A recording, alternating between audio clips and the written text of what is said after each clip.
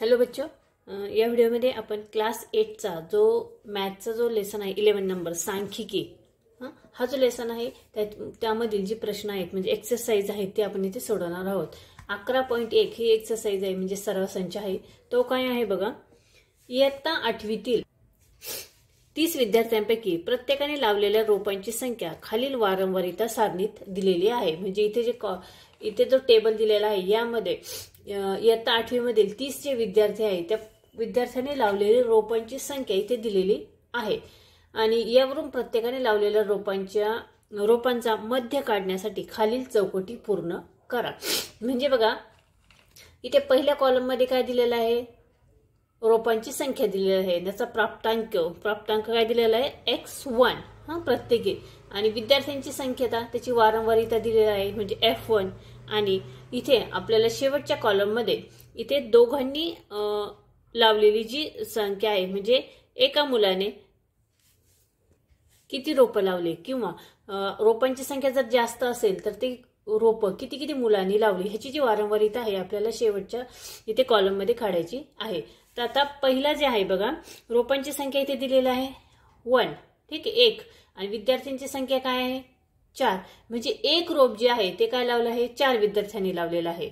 एकाच प्रकारचं जे रोप आहे ते 4 विद्यार्थ्यांनी लावलेलं आहे, म्हणजे त्याची वारंवारिता आपल्याला इथे दिलेली आहे। म्हणजे आपल्याला शेवटच्या कॉलम मध्ये f1 × x1 हे आपल्याला इथे करायचं आहे। म्हणजे 1 × 4 केलं तर आन्सर किती येणार 4, ठीक आहे। या पद्धतीने आपल्याला हा कॉलम इथे कंप्लीट करायचा आहे।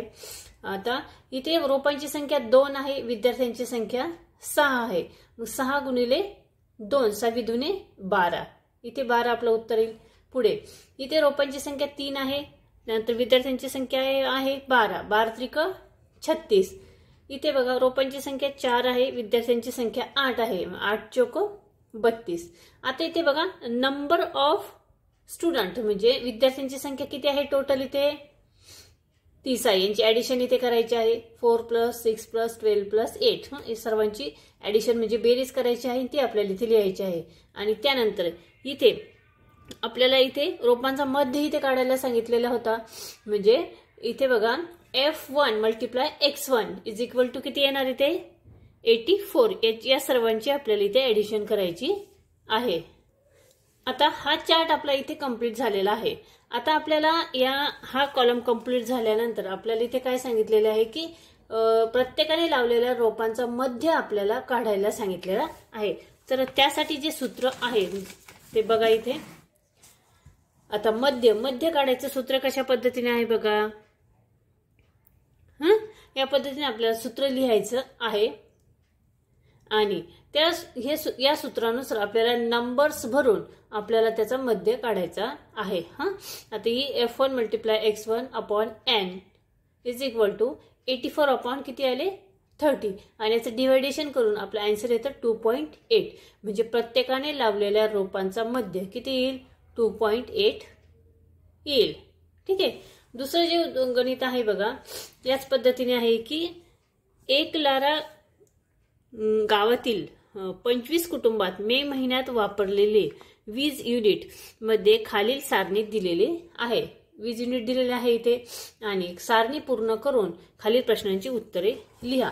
आता इथे बघा हे जे कॉलम आहे हा तयार केलेला आहे, इथे वीज वापर युनिट दिलेला आहे, त्याचा प्राप्तांक x1, कुटुंबाची संख्या त्याची वारंवारिता दिलेली आहे f1, आणि इथे शेवटच्या कॉलम मध्ये f1 × x1। आता हे आपल्याला इथे कंप्लीट करायचं आहे। आता इथे वीज वापर किती दिलेला आहे युनिट 30 युनिट दिलेला आहे आणि किती कुटुंबांनी वापरलेला आहे 7, मग 30 × 7 केल्यावर आन्सर येतं 210। या पद्धतीने आपल्याला कंप्लीट करायचं आहे। त्यानंतर इथे वीज वापर युनिट आहे 45, कुटुंबाची संख्या आहे 2, उत्तर आपल्या इथे किती येतं 90। नंतर वीज वापर युनिट किती आहे 60, नंतर कुटुंबाची संख्या आहे 8, म्हणजे 60 युनिट किती कुटुंबांनी वापरले आहे 8 कुटुंबांनी, म्हणजे 60 × 8 येतं 480। नंतर 75 युनिट जे आहे ते 5 कुटुंबांनी वापरले, मग ह्याचं मल्टिप्लिकेशन येईल 375, आणि 90 युनिट जे आहे ते 3 कुटुंबांनी वापरलेलं आहे, त्याचा आन्सर आपल्या येतं 270। आता या पद्धतीने कुटुंबाची संख्या त्याची वारंवारिता म्हणजे नंबर्स ऑफ कुटुंबाची संख्या किती येते टोटल 25 म्हणजे 25 कुटुंब आहे. 25 कुटुंब जे आहे त्यांनी टोटल किती वीज वापरली आहे तर 25 गुणिले आपल्याला इथे किती करायचे आहे 270 करायचे आहे. नाही सॉरी, ह्या सर्वांची इथे ऍडिशन आपल्याला इथे करायची आहे. शेवटच्या कॉलम मध्ये इथे जे नंबर्स आलेले आहेत आपले, ठीक आहे, या सर्वांची ऍडिशन आपल्याला इथे लिहायची आहे. आता बघा 45 युनिट वीज वापरणारी एकूण कुटुंबे किती असा प्रश्न आहे. 45 युनिट वीज वापरणारे एकूण कुटुंबे किती तर 45 युनिट वापरणारे एकूण कुटुंबे किती आहेत 2 आहेत. ठीक आहे, हे आपले यावरील उत्तर झालं. त्यानंतर त्यामध्ये दुसरा प्रश्न जो आहे तो आहे बघा, ज्या प्राप्तांकांची वारंवारिता 5 आहे तो प्राप्तांक कोणता आहे. 5 वारंवारिता ज्यांची आहे तो किती आहे तर बघा इथे ज्याची 5 आहे ते किती आहे 75 आहे. हे आपलं उत्तर झालं.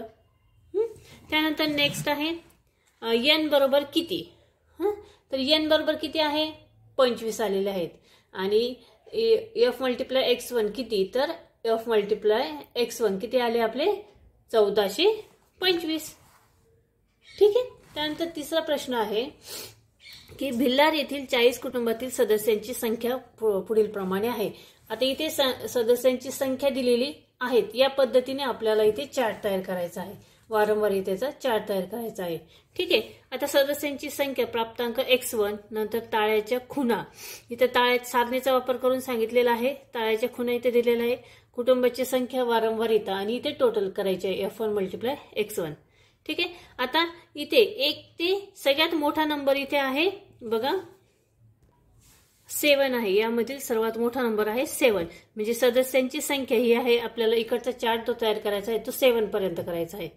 त्यानंतर ताळ्याच्या खुणा आपल्याला इथे करायचा आहे. म्हणजे एक नंबर ताळ्याच्या खुणा एक किती नंबर आहेत 1 2 आहेत. म्हणजे आपल्या 2 खुणा येतील इथे. कुटुंबाची संख्या वारंवारिता तिथे 2 खुणा म्हणजे इथे 2 नंबर येणार आणि 2 गुणिले 1 इथे किती येणार 2 येणार.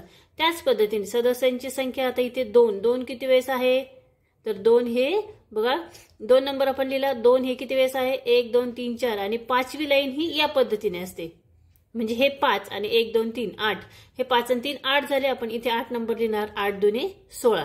या पद्धतीने हा चार्ट आपल्याला कंप्लीट करायचा आहे. तुम्ही पुढे बघू शकता हा चार्ट आपला या पद्धतीने तयार करायचा आहे आणि त्याचा आन्सर देखील खाली इथे आहे. ठीक आहे. त्यानंतर प्रश्न चौथा जो आहे तो याच पद्धतीने इथे आहे. तुम्ही बघू शकता. आता हा प्रश्न मी सांगत नाहीये, व्यवस्थितरित्या समजून हा प्रश्न तुम्ही स्वतः तयार करायचा आहे, लिहायचा आहे. ठीक आहे. प्रश्न क्रमांक 4 तुम्ही हवं तर त्याचा स्क्रीनशॉट देखील घेऊ शकता. तर आजचा हा व्हिडिओ तुम्हाला कसा वाटला कमेंट्स करून नक्की कळवा. याबद्दल काही प्रॉब्लेम असेल तर तुम्ही कमेंट बॉक्सवरती तसे कमेंट्स करू शकता. व्हिडिओला नक्की लाईक शेअर करा आणि चॅनलवर नवीन असाल तर चॅनल सबस्क्राईब करा. पुन्हा भेटूया पुढच्या व्हिडिओमध्ये.